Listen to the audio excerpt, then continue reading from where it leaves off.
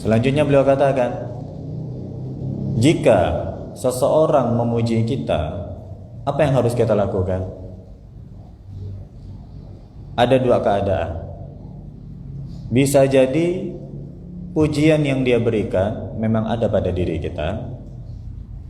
Bisa jadi pujian yang dia berikan salah alamat. Kita tidak seperti apa yang dia puji, tapi malah itu diarahkan ke kita.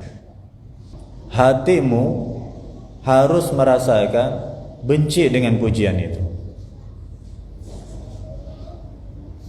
Loh, selama ini saya kalau dipuji senang Ustaz, berarti ada yang salah sama hati kita.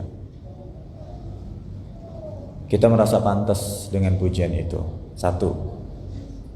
Yang kedua, kita merasa prestasi yang sudah kita lakukan adalah hasil dari apa yang kita perbuat.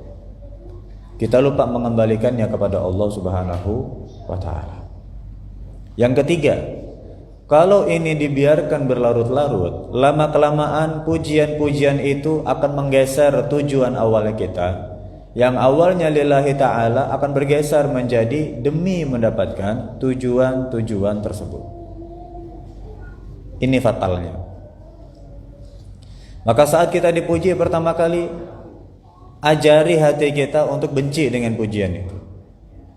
Jangan manjakan hati kita dengan, oh iya memang saya pantas dipuji seperti itu.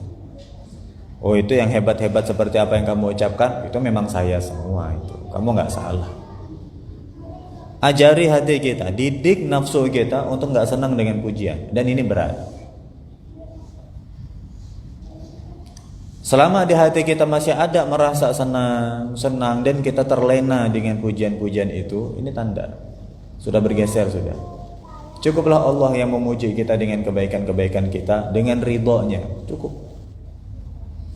Sedangkan pujian-pujian dari orang lain seperti tadi kita sebut akan membuat niat kita bergeser, sehingga besok-besok kita kalau beramal lagi lalu nggak mendapatkan pujian seperti kemarin, akan ada namanya futur. Apa itu futur? Turun semangat kita dalam beramal. Wah sekarang nggak ada yang muji lagi nih.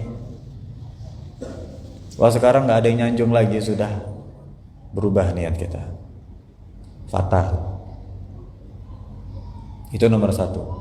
Latih diri kita, latih nafsu kita untuk nggak senang dengan pujian. Dulu ulama-ulama itu kalau seandainya dipuji, yang muji dia dimarah. Kamu jangan sembarangan ngomong ya. Kamu jangan muji-muji sembarangan. Iya kalau saya kuat, kalau saya nggak kuat. Kalau sekarang kan enggak. Kalau udah dipuji, lanjut. Udah dipuji, lanjut. Terus. Kalau ada kebaikan-kebaikan yang orang itu belum tahu, kita yang nyebut biar lanjut dan berkelanjutan terus itu pujian-pujian itu. Lanjut lagi. Ayo lagi. Apalagi yang kamu belum tahu nih saya ceritakan. Habis sudah hilang udah cerita amalnya. Dan menggugurkan amal itu enggak susah. Hanya dengan diceritakan, dipamerkan sebentar, hilang sudah pahalanya. Jadi kita menjaga amal itu dalam 3 tahap hadirin. Pertama, sebelum beramal. Kedua, saat beramal. Ketiga, setelah beramal. Dalam 3 keadaan ini harus kita jaga benar-benar. Sebelum beramal, benar-benar kita niatkan lillahi ta'ala. Tujuannya nggak usah tujuan yang lain. Saat beramal, maksimalkan keikhlasan hati kita. Setelah beramal, masih tetap harus dijaga lagi. Kita benar-benar sembunyikan amal kita itu. Seandainya ketahuan orang, jaga keikhlasan kita, nggak usah sampai berubah. Yang sudah nggak ketahuan, sudah biarkan, nggak usah cerita-ceritakan. Yang udah terlanjur ketahuan, ya sudah nggak apa-apa, kita jaga hati kita. Oh berat, menjaga amal berat. Setan itu nggak senang mencuri harta kita, nggak senang dia. Mereka nggak doyan harta. Setan itu nggak senang ganggu kita dalam hal yang lain, tapi mereka senangnya apa? Mengganggu kita dalam beramal. Karena dia tahu kalau sudah kita gagal dalam beramal, kita gagal dapat ridhonya Allah. Kita gagal untuk mengumpulkan pahala. Akhirnya, naudzubillah, gagal untuk masuk surga. Mereka senang. Jadi ada kalanya mereka itu bukan menggoda orang untuk malas beramal. Ada kalanya malah dipanas-panasi. Beramal kamu yang banyak. Mumpung banyak yang lihat. Beramal kamu yang banyak. Mumpung banyak yang muji. Beramal kamu yang banyak. Mumpung followernya banyak. Mumpung YouTube-nya itu subscribernya banyak, mumpung viewernya banyak, mumpung terkenal, berbuat. Dan kita pun terlena. Oleh karena itu, hal pertama yang harus kita latih pada diri kita saat dipuji, benci dulu dengan pujian itu. Kita nggak bisa nyuruh orang berhenti memuji kita, ya nggak bisa. Namanya orang memang melihat kebaikan kita, seandainya memang ada, wajar dia memuji. Kita nggak bisa, Pak, diam, gak usah memuji, ya nggak bisa. Lalu tugas kita apa? Kita yang jaga di sini, bentengin ini, jangan sampai tembus itu. Itu satu. Kalau saat dia memuji, pujian itu adalah benar ada pada diri kita, maka bacalah doa ini. Alhamdulillahilladzi azharal jamil wa sataral qabih. Alhamdulillah, segala puji hanya bagi Allah. Gak usah lupa ini.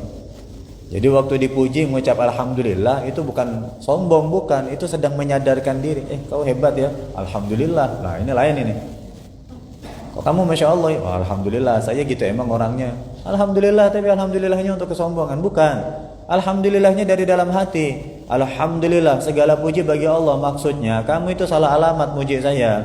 Yang harusnya kamu puji itu Allah. Saya jadi begini karena Allah. Cuman niningnya nggak terucap, itu tersirat di hati kita. Alhamdulillahilladzi, segala puji bagi Allah yang azharal jamil, sudah menampakkan dari diri saya yang baik-baik, wasatarul qabih, dan sudah menutupi dari diri saya yang jelek-jelek. Orang muji kita itu kan karena ngelihat baiknya. Seandainya mereka tahu kejelekan-kejelekannya tersembunyi pada diri kita, nggak ada orang mau muji kita. Yang tahu hanya kita dengan Allah lah, apa sejeleknya kita ini. Dan tiap orang punya kejelekan. Tiap orang hatinya punya masalahnya sendiri-sendiri, punya penyakitnya sendiri-sendiri. Tiap orang kalau lagi sendiri punya macam ragam dosanya sendiri-sendiri. Macam-macam sudah.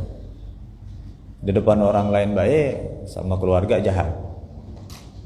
Sama orang lain ramah, sama saudara kandung jahat. Di depan orang taat, pada saat kesendirian maksiat. Masing-masing kita yang tahu. Kita nggak usah ngerasa baik karena kita tahu dosanya kita masing-masing. Dan belum ada jaminannya bahwa dosa itu sudah terampun. Makanya kalau dipuji, kebetulan pujian itu memang sesuatu yang ada pada diri kita. Nih, alhamdulillahilladzi azharal jamil wa sataral qabih. Maknanya segala puji bagi Allah yang menampakkan yang baik-baik lalu menutupi yang jelek-jelek. Makanya dia muji saya, karena yang jelek ditutup oleh Allah Subhanahu wa taala. Tapi jangan sebaliknya. Ustadz, bagaimana biar orang tidak muji saya nampakkan jelek-jeleknya? Nggak boleh juga. Mempermalukan diri sendiri di khalayak ramai ini juga terlarang. Jangan kita menjelek-jelekan diri sendiri agar nggak dipuji. Salah juga caranya. Kamu salah muji saya ini sholat rajin emang, tapi kan kau tidak tahu. Tadi sambil sholat, sambil bawa kotak amal masjid, yang nggak usah menceritakan kejelekan diri sendiri. Kamu nggak tahu, saya ini kelihatannya masya Allah, tapi saya ini orangnya jahat, saya ini masa lalunya begini, nggak usah diceritakan. Yang sudah Allah tutupi, biarkan tertutup. Lalu kita bersyukur, ya Allah, alhamdulillah Engkau tutup, sehingga kita masih diterima dengan baik di tengah orang-orang yang ada di sekitar kita. Kalau seandainya wa in asna alaika bima laysa fik, kalau dia memuji kita dengan sesuatu yang tidak ada pada diri kita, dia memuji dengan sesuatu yang kita tuh nggak kayak gitu, dia ini salah paham. Dibilang kita rajin tahajud, padahal bangun aja pas sudah lewat azan baru bangun. Dia bilang kita ini rajin baca Quran, padahal enggak, pas lagi di masjid ya ikut baca Quran. Surat yang istiqomah dibaca Yasin ya, itu pun seminggu 1 kali. Kalau tak ada Yasinan, tak ada baca Quran. Kalau nggak ada tahlilan, nggak baca Quran. Yang dibaca punya Yasin ya, Yasinnya udah hampir hafal. Surat yang lain nggak kesentuh. Sehingga buku Yasinnya lebih cepat ronyok daripada Qurannya. Qurannya masih macam baru, masih mengkilat, mulus, lembaran-lembarannya nggak ada ronyoknya sama sekali karena nggak pernah dibuka-buka. Lalu mereka memuji kita dengan hal-hal yang nggak ada pada diri kita itu tadi. Apa yang kita katakan? Ulama salaf mengajarkan Allahumma la tu'akhidni bima yaqulun. Ya Allah, jangan engkau tuntut hamba sebab apa yang mereka ucap. Kan mereka tidak tahu. Mereka pikir saya ini baik, ternyata enggak seandainya. Allahumma la tu'akhidni bima yaqulun. Jangan engkau sisa hamba ya Allah sebab apa yang mereka ucapkan. Terus waghfirli ma la ya'lamun, dan dosa-dosa hamba yang mereka tidak tahu itu ya Allah ampuni. Mereka memuji karena tidak tahu dosa hamba itu ya Allah mohon diampuni. Waj'alni khairan mimma yazunnun, dan jadikan hamba ya Allah saat ini dan kedepannya nanti jauh lebih baik daripada apa yang mereka kira. Itu harapan. Orang memuji kita dengan sesuatu yang nggak ada pada diri kita, kita nggak usah juga belak-belakan. Enggak, saya nggak pernah sholat kok. Ya nggak usah juga, salah juga. Lalu apa? Kita ucap kepada Allah, ya Allah, salah fahamnya mereka. Jangan engkau tuntut hamba ya Allah. Mereka pikir saya baik, padahal enggak. Jangan engkau tuntut. Dan dosa-dosa hamba yang mereka tidak tahu, tolong diampuni ya Allah. Kemudian, dan jadikan hamba lebih baik dari apa yang mereka sangka. Mereka pikir hamba satu hari ngaji satu hari satu juz. Jadikan hamba lebih baik ya Allah, satu hari 2 juz. Mereka pikir hamba ini rajin sholat tahajud. Jadikan hamba lebih baik, tidak cuma tahajud, witir juga seandainya. Sholat hajat juga, sholat ubat juga. Mereka pikir hamba ini sedekahnya istiqomah sehari 10.000. Padahal nggak pernah. Jadikan hamba lebih baik ya Allah, satu hari bisa 50.000 seandainya. Ini harapan, nggak apa-apa.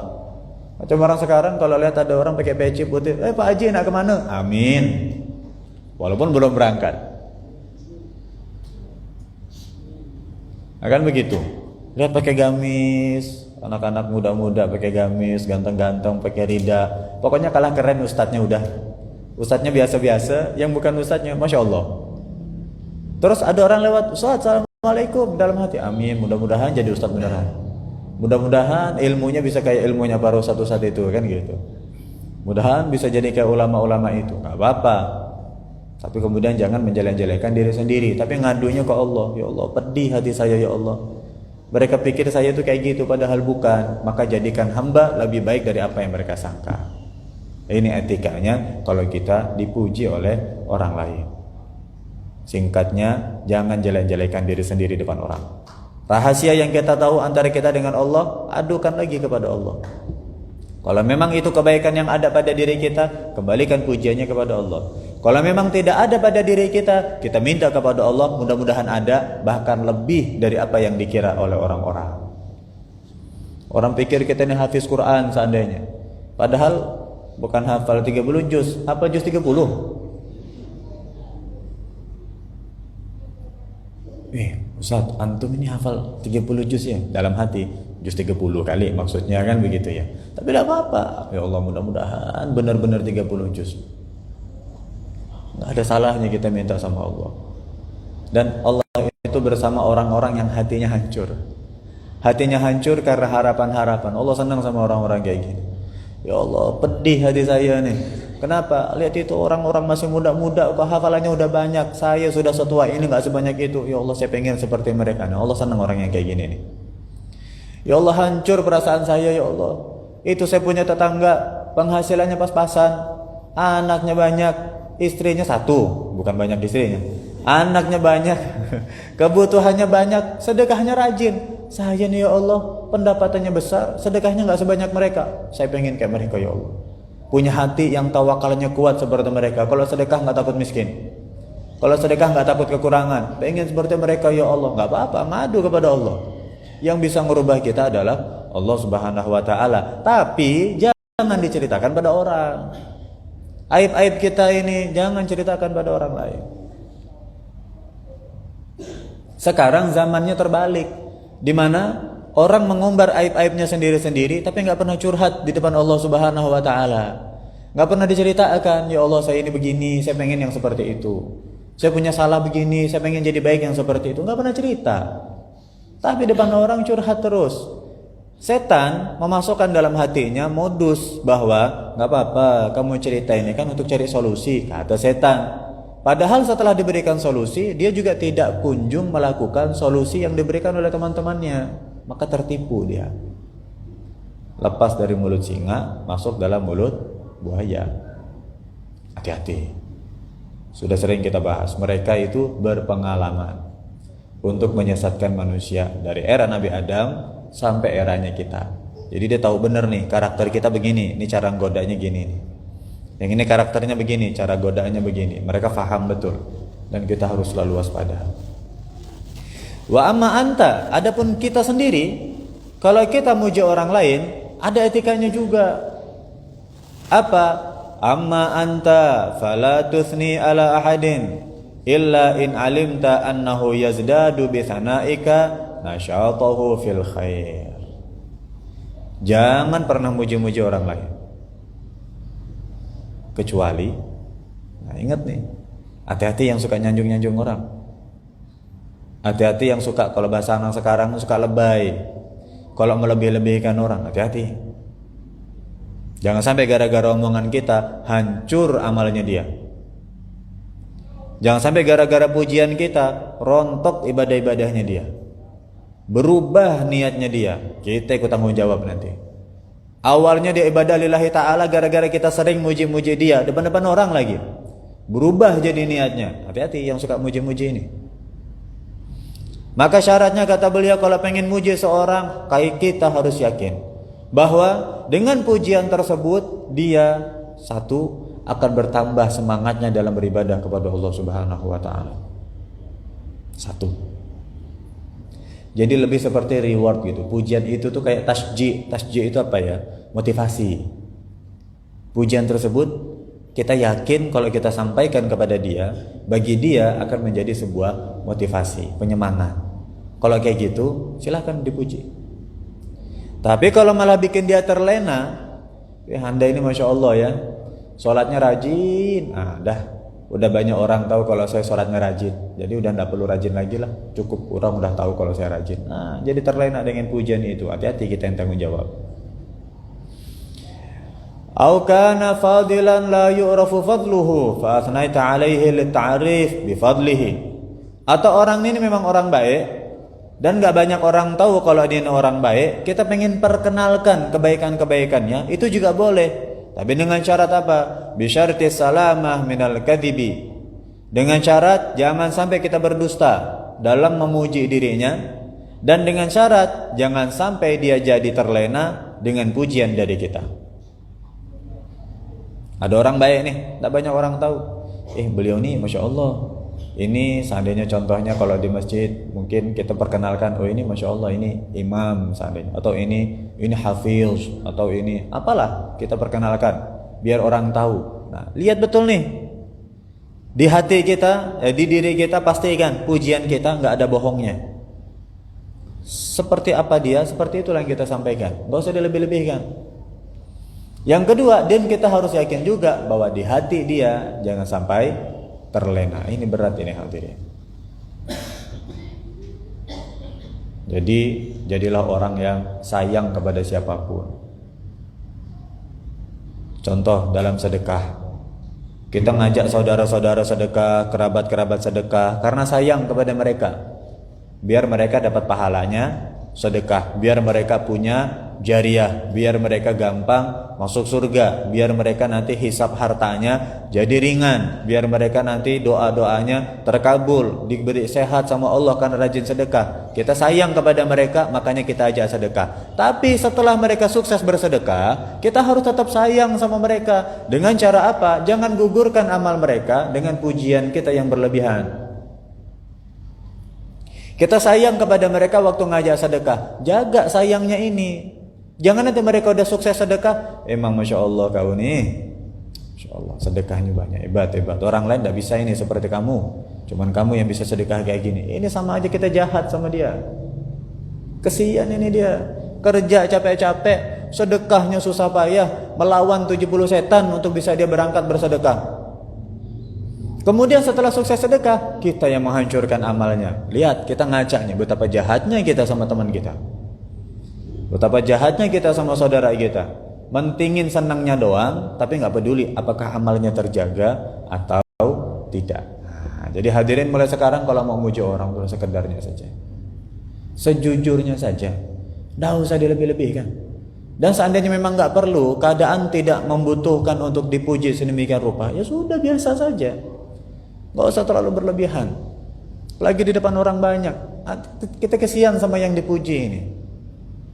Kesian sama yang dipuji. Ada orang punya ilmu, sampaikan, ini masya Allah nih alim dia nih, hafal kitab ini macam-macam kita ceritakan semua. Kesian dia itu untuk sampai di titik itu dari prestasinya itu susah payah. Lalu gara-gara pujian kita terus tumbang, dinding pertahanan imannya dia tumbang, jatuh dia, tertipu dia, kan kesian. Mondok lama seandainya, ngafalkannya bertahun-tahun, mempelajari ilmunya bertahun-tahun, hilang hanya gara-gara kita nggak bisa jaga mulut. Jadi jaga mulut, jangan mencela orang lain, tapi ingat, jaga juga mulut, jangan sembarangan memuji orang lain. Kita harus ada di tengah-tengah. Mencela jangan, muji berlebihan juga jangan. Mencela akan menyakiti dia, menjatuhkan harga dirinya. Memuji akan melalaikan dia dan merubah niat yang ikhlas di dalam hatinya. Kita harus ada di tengah-tengah. Allah. Dan sayangnya bab kayak gini ini jarang ada yang bahas. Kita ini masya Allah lah bersyukur ada ulama seperti Al-Habib Abdullah Al-Haddad dengan kitab-kitab beliau yang kalau bahasa saya tuh ya benar-benar mengucek-ngucek hati kita sudah. Benar-benar apa yang ada, noda-noda yang ada di dalam itu ditunjukkan semua sama beliau. Kalau kita nggak belajar begini, kita nggak akan kenal gejala-gejalanya. Kalau kita nggak tahu gejalanya, nggak akan mungkin kita obati. Kita minum paracetamol karena sudah ada gejala, terasa badan meriah. Kita minum obat karena ada gejalanya. Kita minumnya obat batuk karena sudah ada gejalanya, udah mulai serak, udah mulai batuk-batuk, minum obat batuk, nggak mungkin minum obat yang lain. Kan begitu. Nah begitu juga urusan sakit yang ada di dalam hati. Dengan adanya gejala-gejala ini dan kita dikenalkan terhadap gejala tersebut, kita akhirnya punya upaya untuk mengobatinya. Coba kalau kita nggak kenal dengan gejalanya, kita merasa hati kita ini sehat-sehat saja, nggak ada sakitnya sama sekali. Padahal ternyata setelah dikasih tahu, kamu kalau dipuji orang seneng nggak? Seneng, itu gejala tuh. Kamu kalau dinasihatin anak kecil, nerima atau nolak? Ya masa anak kecil nasihatin saya, gejala tuh, sombong. Kamu kalau lagi jalan, didahulukan, kamu di depan-depanin, orang-orang mundur semua di belakang kamu karena menghormati kamu. Hati kamu bangga nggak? Bangga, gejala lagi. Kamu kalau ada ajakan kebaikan, lemes atau semangat untuk melakukan? Lemes tuh biasa saja, nggak ada semangat, gejala lagi. Macam-macam gejala penyakit hati ini. Jadi masya Allah, itulah kenapa kita harus terus ada yang hal-hal seperti ini untuk selalu diingatkan kepada kita, itu penting. Saya ini tugasnya baca, menyampaikan, tapi sebenarnya yang saya tembak itu diri sendiri. Kenapa saya senang baca kitab Risalatul Ma'awana, baca kitab Nasha'ih Diniyah, atau kami itu alumni itu kalau hari Sabtu sore baca kitab Ihya Ulumuddin sampai menjelang maghrib. Kenapa senang baca kitab-kitab itu? Itu kitab ngajarin gejala semua dan sekaligus ngajarin obatnya juga. Karena sifatnya manusia ini lupa kadang-kadang. 1 bulan yang lalu kita ingat untuk tidak sombong. Nanti setelah berlalu 1 bulan kadang-kadang lupa, perlu diingetin lagi. 1 bulan yang lalu kita ingat untuk menjaga amanah seandainya, tidak khianat. Nanti setelah 1 bulan lupa, perlu diingatkan lagi.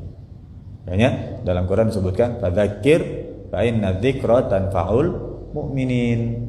Ingatkanlah selalu, karena namanya peringatan itu akan bermanfaat bagi orang yang beriman. Nas, manusia, berasal dari kata nisyan. Nisyan itu artinya lupa. Makanya manusia itu dinamakan nas karena sifat nisyannya itu tadi, sifat pelupanya. Kita ini pelupa. Kalau sudah beberapa lama nggak diingatkan, kadang lupa lagi. Makanya selalu diingatkan. Khutbah Jumat, tiap Jumat kita diingetin takwa.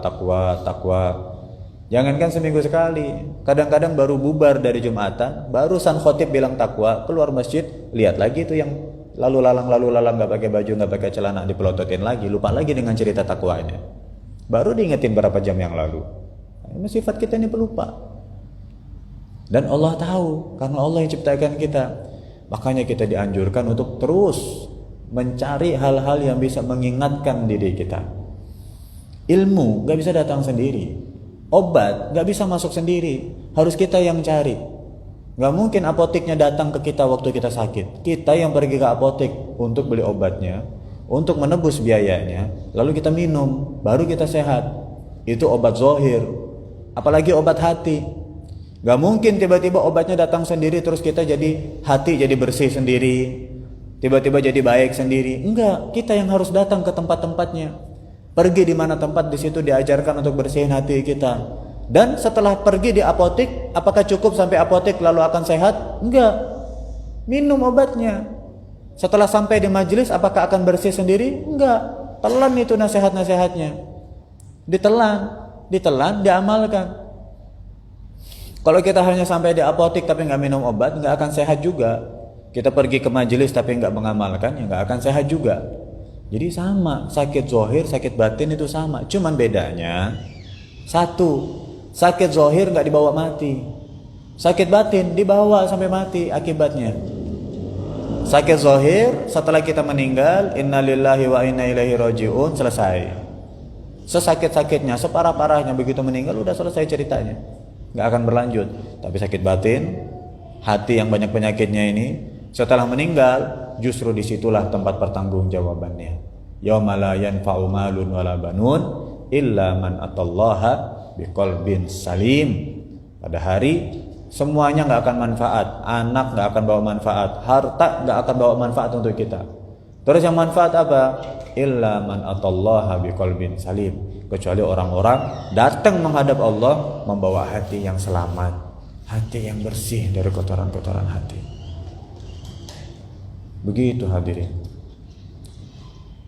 Orang mukmin itu kalau dapat nasihat itu kayak mendapatkan suatu yang sangat berharga dan dia nggak pengen mensia-siakan itu. Kayak gitu. Diambil, disimpan, dijaga. Bayanginlah seandainya kita keluar masjid tiba-tiba dapat satu bongkah emas sebegini. Nggak mungkin akan kita abaikan. Emas nih, pasti akan kita ambil. Dan setelah diambil nggak akan dibiarkan, pasti akan kita simpan. Dan setelah disimpan nggak akan sembarangan, pasti akan kita jaga, jangan sampai emas berharga ini hilang. Gitu orang mukmin kalau dapat hikmah. Di mana tempat dia bisa dapat hikmah, di mana tempat dia bisa dapat ilmu, diambil. Begitu diambil, dijaga biar nggak sampai hilang. Dipelihara betul-betul, diingat betul-betul pesan tersebut. Bahkan tidak jarang yang ditulis. Saya nggak pengen nih kehilangan ini. Kami ingat dulu waktunya ngaji itu, beli buku tulis tebal kayak gini nih, yang sampulnya tebal itu. Itu isinya tuh, kalau Ustadz lagi jelasin apa gitu, ada hal yang kita belum pernah dengar, tulis. Sampai penuh, nanti udah penuh ganti lagi, tulis. Udah penuh ganti lagi, tulis. Kami kemarin pergi ke Sukadana, ada satu santri itu meninggal. Udah lama, sudah beberapa bulan yang lalu. Sama orang tuanya ditunjukkan buku tulisnya santri itu. Ustadz, ini buku tulisnya Ustadz, antum lihat. Buku tulis siapa Pak? Buku tulis anak saya. Ditunjukkan. Penuh Pak? Iya. Dan isinya saya bangga betul Ustadz, kata orang tuanya. Isinya Ustadz, catatan nasihat-nasihat dari guru-gurunya dicatat semua. Penuh, dia beli lagi buku, dicatat lagi. Penuh, dia beli lagi buku, dicatat lagi. Insya Allah, saya baca sendiri. Saya disuruh tidur di kamarnya almarhum. Di situ buku-bukunya dibiarkan sama orang tua ini. Saat antum buka-buka terserah, lihat-lihat terserah. Kita senang lihat seperti itu. Masya Allah, masih ada generasi-generasi yang benar-benar menghargai ilmu dan nggak pengen ilmu itu hilang. Dicatat semua. Jadi begitu. Itu adalah etika saat kita yang dipuji, yang pertama. Yang kedua, etika saat kita mendapatkan kita yang memuji. Ingat tadi urutannya, kalau kita yang dipuji, jangan pernah suka dengan pujian. Kalau memang benar, kembalikan kepada Allah. Kalau memang salah, kembalikan juga kepada Allah agar tetap menutup aib kita dan menjadikan kita lebih baik dari apa yang mereka sangka. Lalu kalau kita yang memuji, ingat, pastikan yang kita puji itu adalah sesuai, tidak berlebihan. Dan pastikan orang yang kita puji hatinya kuat, jangan sampai terlena dengan pujian kita. Atau kalau tidak, kita nanti akan bertanggung jawab kalau ada yang berubah pada dirinya.